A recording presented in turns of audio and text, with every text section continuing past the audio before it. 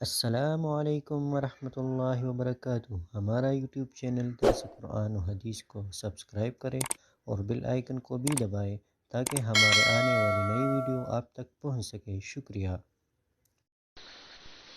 اعوذ باللہ من الشیطان الرجیم بسم اللہ الرحمن الرحیم وَإِذَا لَقُوا الَّذِينَ آمَنُوا قَالُوا آمَنَّا وَإِذَا خَلَا بَعْضُهُمْ إِلَى بَعْضٍ قَالُوا أَتُحَدِّثُونَهُم بِمَا فَتَحَ اللَّهُ عَلَيْكُمْ لِيُحَاجُّوكُم بِهِ عِندَ رَبِّكُمْ أَفَلَا تَعْقِلُونَ۔ سورة البقرہ آیت نمبر 76۔ وَإِذَا لَقُوا الَّذِينَ آمَنُوا، اور جب ملتے ہیں مسلمانوں سے،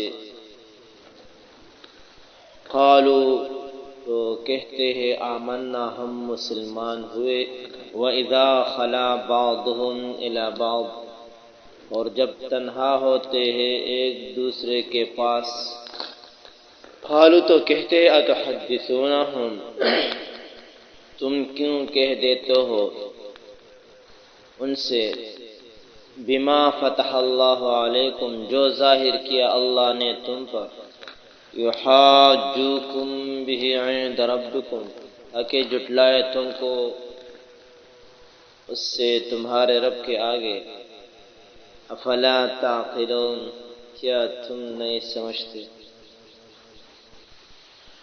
پشت میں ترجمہ ہے وَإِذَا ہر کلچی لقو ہوئی زیشی الذین ہا خلق سرا آمنو تمچ ایمان روڑے دے، قالو وائی آمنا منگا ہم ایمان روڑے دے، منگا ہم مسلمانانی، وَإِذَا خَلَا او ہر کلچی زان لشی بعضهم الى بعض دیوبل سرات، قالوا نوائی اتحدثونہم، آیا خبر ورکوی تاسو دویتا، بما دہاوس فتح اللہ چپرانی سلد اللہ علیکم پتاس باندی، یحاجوکم چی مناظرو کردویتا سرا جگڑو کردتا سرا، بہی بہاوی سرا عند ربکم ونز دربستاسو، افلا تعقلون، آیا تاسو نپے گے عقل نکار ناخلے۔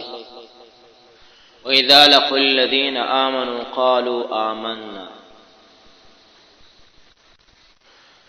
یہود کی 5 جماعتوں کا تذکرہ شروع ہے۔ اس سے پہلے تحریف کرنے والا گروہ کا تذکرہ اس سے پہلے آیت میں ہو چکا ہے۔ اس رکوع سے پہلے یہود کے آباء و اجداد کی 3 خباثتوں کے تذکرہ کے بعد موجودہ بنی اسرائیل یہود کی 5 جماعتوں کا تذکرہ جو ہے شروع ہے۔ بنیادی طور پر بتایا جا رہا ہے کہ اسلاف کی کجرے اور دین دشمنی ان میں موروثی طور پر چلی آ رہی ہے۔ ان کے ہاتھ سے انبیاء کو جتنی تکالیف ملی، یہ لوگ بھی اسی منزل کے مسافر ہیں۔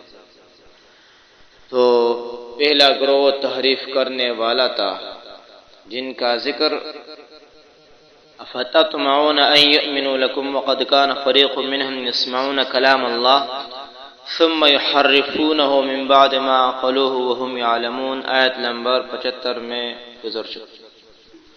اب دوسری گروہ منافقین کا تذکرہ ہے۔